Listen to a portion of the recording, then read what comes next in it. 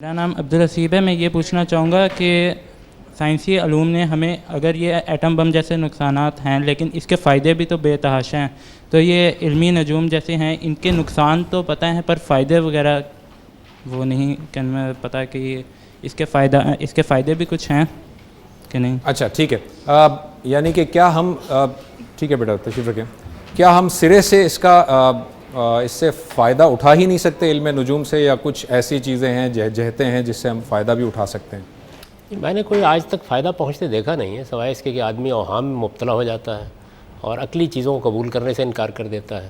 آخر اس سے کیا حاصل ہوتا ہے کہ آپ کو اپنے بارے میں، اپنے ماضی کے بارے میں کوئی معلومات حاصل ہو گئیں، تھوڑی دیر کے لیے مان لیجئے کہ وہ ٹھیک بھی ہوں گی، اپنے ماضی کو آپ بھی جانتے ہیں، کسی نے بتا دیا تو کیا کارنامہ کیا.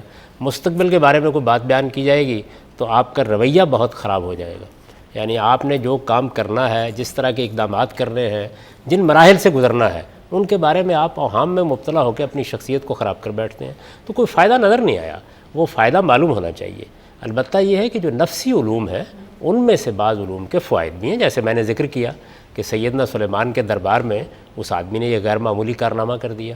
قرآن مجید یہ کہتا ہے کہ بہت سی بیماریوں اور تکلیفوں کے علاج میں بھی ان سے کام لیا گیا. تو یہ ایک بالکل الگ چیز ہے، اور یہ نجوم اور یہ پامسٹری یہ بس آپ کے شوق کی چیز ہے. آپ نے چاہا اس کے بارے میں کچھ، میں نے بھی ایک زمانے میں بہت وقت ان میں صرف کیا، لیکن کوئی فائدہ مجھے محسوس نہیں ہوا ان کا. آپ کو محسوس ہوتا تو اچھی بات ہے. مذہب صرف ایک ہی بات کہے گا، آپ کو کوئی ایسا کام نہیں کرنا جس کے اندر اخلاقی خرابی ہو یا عقیدے کی خرابی ہو. جاوید صاحب، ہم یہ دیکھتے ہیں کہ ایک شخص جو ہے وہ ایک تدبیر اختیار کرتا ہے، میں اسے تدبیر کا لفظ استعمال کر رہا ہوں، تو ہم کہتے ہیں کہ وہ جادو کر رہا ہے. اور ایک پیغمبر اس جادوگر کے سامنے جب اپنی تدبیر اختیار کرتا ہے تو ہم کہتے ہیں وہ معجزہ ہے. ایسا کیوں ہے؟ معجزے اور جادو میں زمین آسمان کا فرق ہے. یعنی معجزے میں کیا حقیقت ہوتی ہے اس کا اعتراف خود جادوگروں نے کر لیا.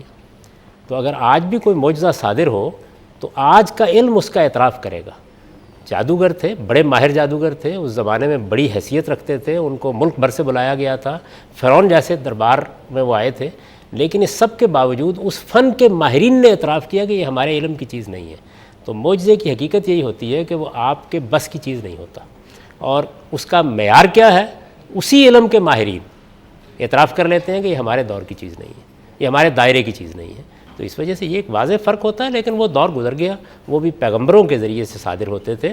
اور کیوں صادر ہوتے تھے؟